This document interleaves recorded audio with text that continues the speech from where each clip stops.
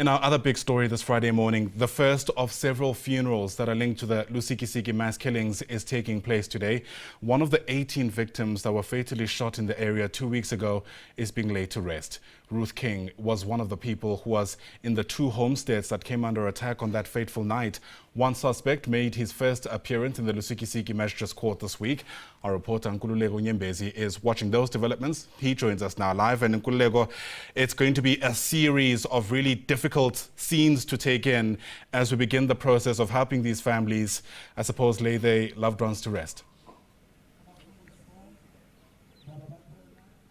Yeah, it is indeed. You remember that this family and the residents from this village, they first started at a scene where the brutal killing took place, and that they consulted with the spirit of the late Ruth, telling her that he is now taken away from the place where she was brutally killed.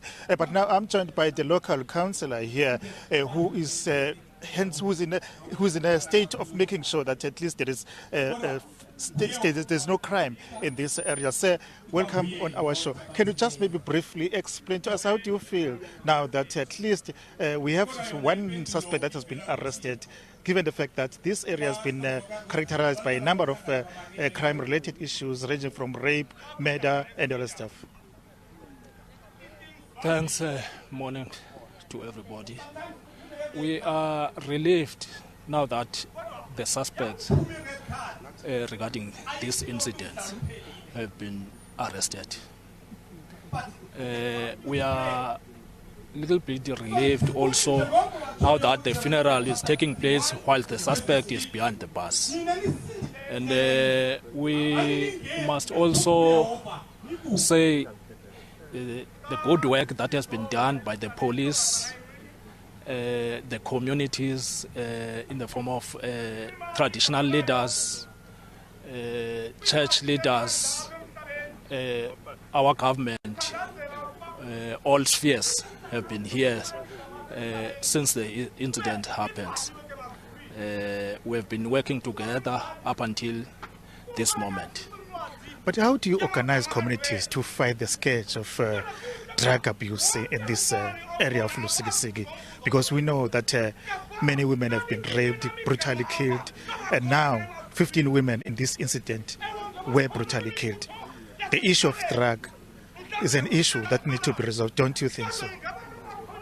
Yes, I think we are doing our part through awareness.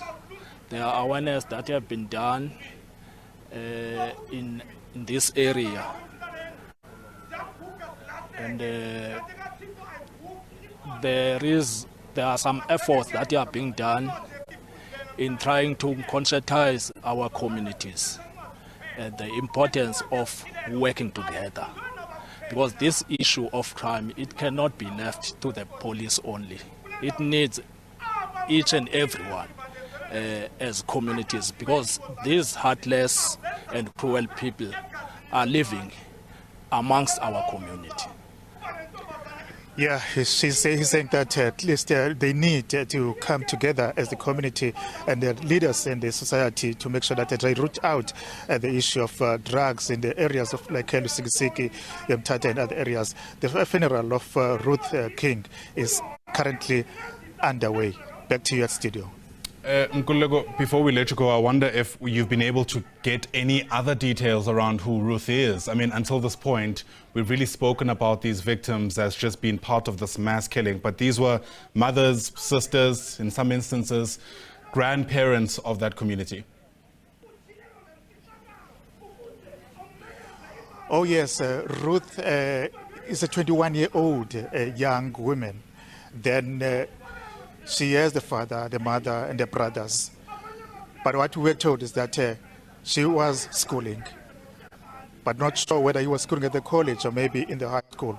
But we understand that she was schooling, and then she left with the father and the mother and the 2 brothers, as we have been told.